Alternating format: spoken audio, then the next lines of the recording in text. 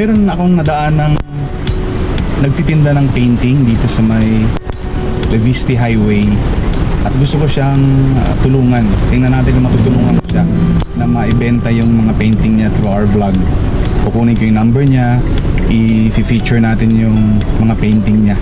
So sana makatulong tayo kahit paano na mai-vlog natin siya at mai-kalat sa iba-ibang mga tao na may interest sa painting. So ito lahat is hand painted using oil paint at usually yung price nito is nasa 3.5. Meron din siyang mga 7.5 na medyo matataas. Meron din mga nasa 12 yata dahil depende sa klase ng painting. So nakita ko naman na maganda yung mga paint niya kasi ako mahilig din ako mag-paint pero hindi naman ganoon kaganda. Tuwing naghahatid ako ng anak ko dito sa UB, palapit lang naman, nadadaanan ko siya. So sa mamaya sa vlog natin mas makikilala natin siya at makikita natin lahat ng painting na ginawa niya. Pwede ba natin i-ano to kung anong mga pangalan niya? Apa? Dito sa ano? Itong una, ano ba tong Sambuanga.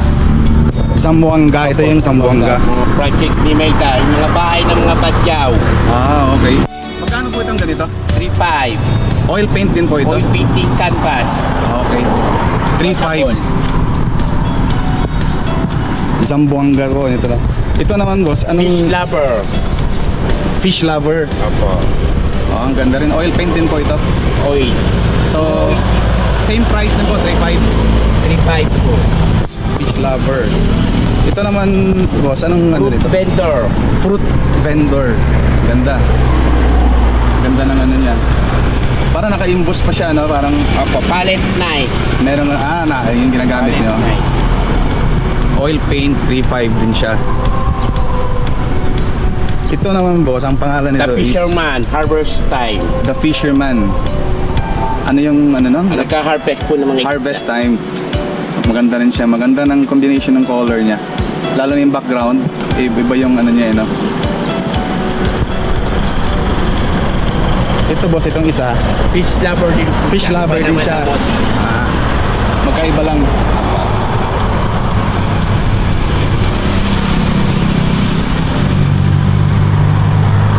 Ito ba same lang din to? Golden harvest. Ano po ito? Palette knife naman po. Paleta.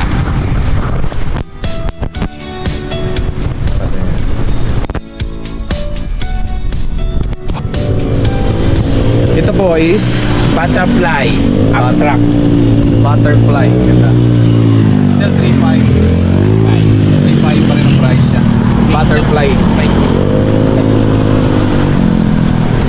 Ito boss, anong pangalan nito? Sampan. Ano po yan? Sampan. Mga barko po. Sampan. Zampan? Hmm. Zampan. So ang ganda rin ang combination ng color niya sa background niya. Parang yung sunlight, nakikita mo yung ano niya na. As ito naman, Flower vendor market. flower vendor market. Still 3.5 pa rin. Apa, titay. I think tama-tama lang naman ang presyo nito eh. Kasi handcrafted kasi ito eh, no? Apa. Ito naman po is Kabay, horse. horse. Maganda yung pag-abstract niya eh. Siguro sa hindi mahilig sa painting, mahirap niyang makita agad. Apo. Ano, pero pag medyo marunong ka sa tumingin ng painting, kita mo agad yung horse kasi. Ito naman, Aglaya. The fisherman. The Fisherman. Aplaya. Aglaya. Aplaya. So ang ganda rin. Still 3.5 pa rin to hanggang sa dulo doon. Tapos ito naman, Farmer. farmer. So sa video kitang-kita yung ano eh, yung farmers may kalabaw. Pero kung sa actual, parang hindi masyadong sa ano, kailangan marunong ka talagang magtingin. Same lang daw ng anak. Parang makeup pa rin na kanina. Fruit. Opo. Parang fruit vendor. 3.5 pa rin. So halos lahat ng nakita nating mga painting dito is 3.5 pa rin yung price niya. Which is tingin ko tamang-tama lang din sa ano. Mother and child. Mother and child. Ang ganda. Sa video kitang-kita yung ano niya eh. Kitang-kita niyo yung frame. Ito naman, Golden Harvest. Golden Harvest. Ganda. Pakpon. Still ang price, 3,500 pa rin. So halos lahat ito is 3,500. Pero meron si boss na mas medyo matataas din, magaganda rin painting dito. Ito naman boss is Fisherman, Holy Family. Fisherman Holy Family. Gaganda ng painting. Tapos ang texture niya, makikita mo talaga yung texture na Lugtog Kalabaw, Amor Solo Motif. lublub kalabaw. Ito makita niyo yung mga hagod ng brush sa kalabaw. Ano ba ito boss? Combine ng palette, brush. Apa, Ito combination na to. Ito brush na. Ito ang ganda rin Anong pangalan nito boss? Man. Women and Child? Furniture. Ang mga Mga pot naman to lahat. Ang gaganda rin. Tapos ito naman, market vendor. market vendor. Pero almost flowers na nandito nakakita natin. Market vendor.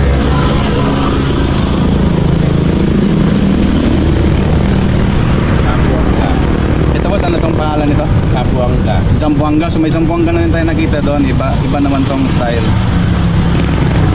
Ang ganda ng ano niya, yung mga bamboos, detailed talaga siya, ano. Mahirap din gawin to, mukhang Payo. ito horse din siya. Maganda rin ang pagkagawa niya. Napaka colorful. Siguro maganda to sa salas. Salas sa ano, Depende po kasi sa tao. kung saan nila ilalagay. Ito naman parang fisherman din siya. Fisherman. Meron sa lahat. Ito is fish. May kapareho to boss kanina. Apo. Meron siyang kapareho. Yung family.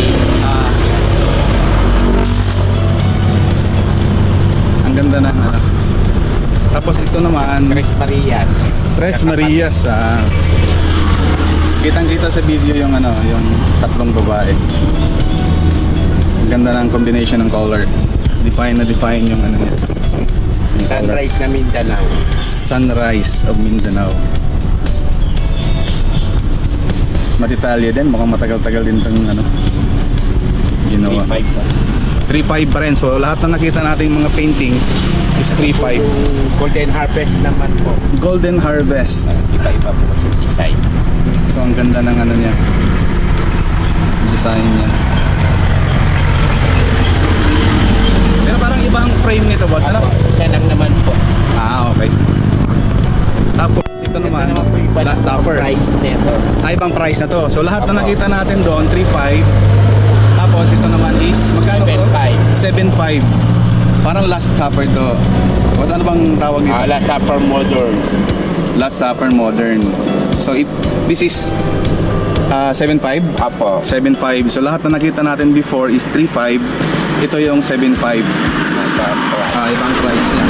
So din ito, napakaganda. Pari po ang price. Parang totoo. So ibang price ito. Magkano tayo boss? 12.5. 12.5. Makikita nyo naman kung gaano kaganda yung ano, yung painting. Halos napaka-realistic niya tingnan.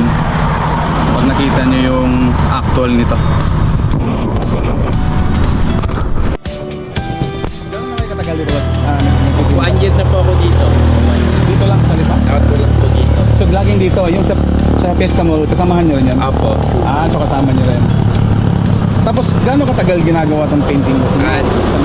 Depende sa trabaho po ng abstract. Pagka abstract po, ma-upload po siya ng 10 days 10 days sa isang abstract sa lang. isang abstract. Pag ganito bas na ano? Mas mahirap po ito gawa kasi para po kayong gumagawa siya ng mukha.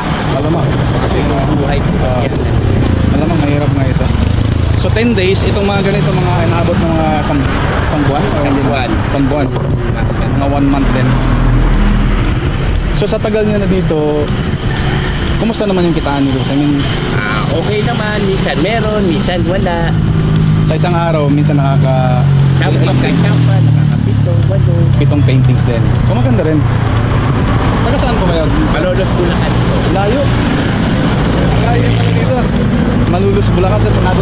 Bakit yung napili ang Lipa? Bakit sa Lipa? At maganda po kasi malinis, mapuno, kitarasahan. So before, umiikot kayo. Opo. Umiikot kayo. Napansin nyo lang sa Lipa na maganda ang lugar na pagtitindahan. So maganda pala.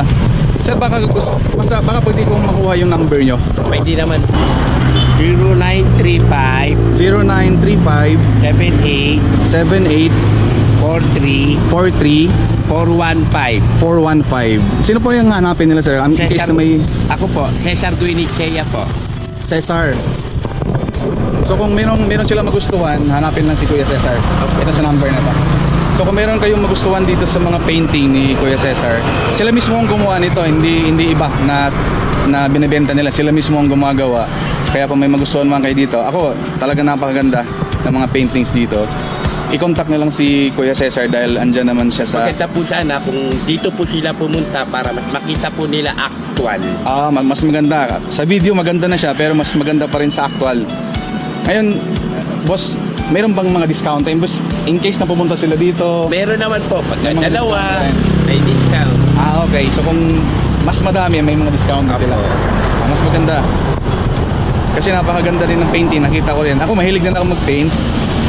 Pero nakita ko yung kung gaano ka pulido at saka gaano ka detalye yung mga ginagawa ni Kuya Cesar. Talagang hanga-hanga rin ako sa mga nagawa niya mga painting dito.